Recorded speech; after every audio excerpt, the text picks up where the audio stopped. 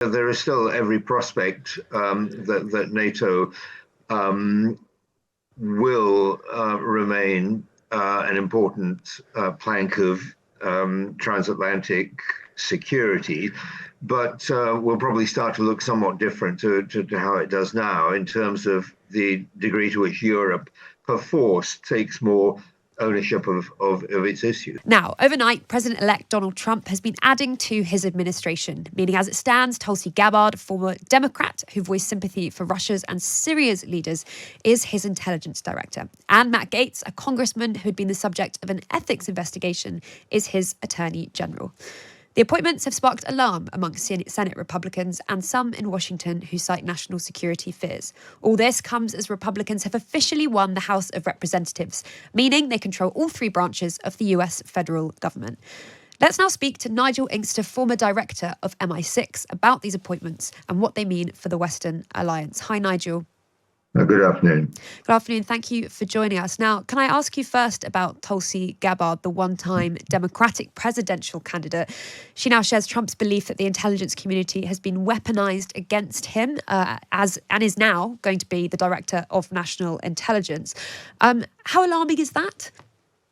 It's very difficult to know at the moment with all these appointments because much will, I think, depend upon the extent to which Donald Trump himself becomes involved in particular issues. And given his performance during his first term of office, I think that possibility can never be ruled out. So to what extent Tulsi Gabbard would be genuinely independent actor, and to what extent subject to Donald Trump's whims, for want of a better word, it's hard to say at the moment. I don't know much about the lady. She has come through quite an unusual political trajectory, and there's not much in her background to suggest that she has great expertise in the intelligence arena. That's not necessarily a bad thing. Outsiders have come into intelligence organizations and performed extremely well. The current head of the CIA, Bill Burns, is not a professional intelligence officer, but nobody questions his competence. So I think it's very, very difficult to know. But yes, you're right that, of course, she has espoused some shall we say, somewhat maverick causes, and it's very difficult to gauge how that attitude is going to play into her handling of the brief. And of course, we have very strong links with the US intelligence services. And if you were still the director of MI6, is this an appointment that you'd be worried about? Or as you say, it doesn't necessarily matter that she doesn't have formal experience? Well, I was only ever the deputy head of MI6, not the director. But to address the substance of your question, the reality is that over the years, the UK government and the UK intelligence community have had to deal with some very different personalities in these top jobs. I mean, the DNI post is a relatively recent innovation. It's not been around as long as Director of Central Intelligence. And normally, I think the intelligence community has been able to find a modus vivendi.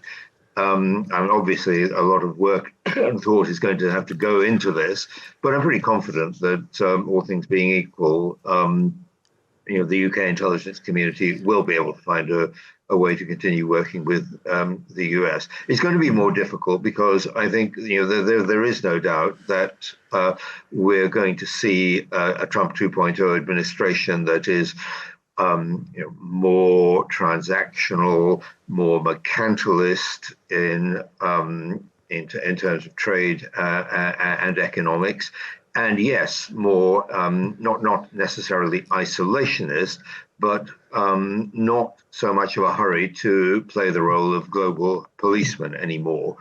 And these are pretty big adjustments that are going to have to be made. Yeah, I mean, to that point that you just made, do you think that means that whoever becomes Britain's ambassador to Washington will take up an even more important role than they otherwise would? That's always a very important appointment, the ambassador to Washington, because personal relationships still count for a lot in these situations. So yes, absolutely, I think it is going to be. It is already a very important appointment, and it's going to be even more so going forward. And what do you make of Matt Gaetz, the new would-be Attorney General? Well, I'm not really qualified to comment. I don't know much about him other than what's already in the newspapers, but I note with interest that quite a lot of his fellow Republicans seem somewhat discountenanced by this appointment, which it appears to be almost entirely a function of his professed loyalty to Donald Trump. It's not clear to me that he has much legal experience that is directly relevant to this portfolio. His career has been more as a politician than as a lawyer. And again, I think he too has espoused some rather, shall we say, extreme maverick views. So it's very difficult to see how that's going to play out. One of the interesting tests is going to be the extent to which the U.S. institutions set up by the founding fathers to ensure against an over-centralization of power will be able to continue to function as they have been. Yeah, and I mean, I guess that's something else I wanted to ask you is looking at the slate of appointments that we've had, especially over the last 24 hours, is there anything in it that makes you think there could be implications for the NATO alliance? Well, again, I know Donald Trump has said what he has said about NATO, but I think on issues of this kind, one has somewhat reluctantly to look to Nigel Farage's observation that one must take Trump seriously, but not literally.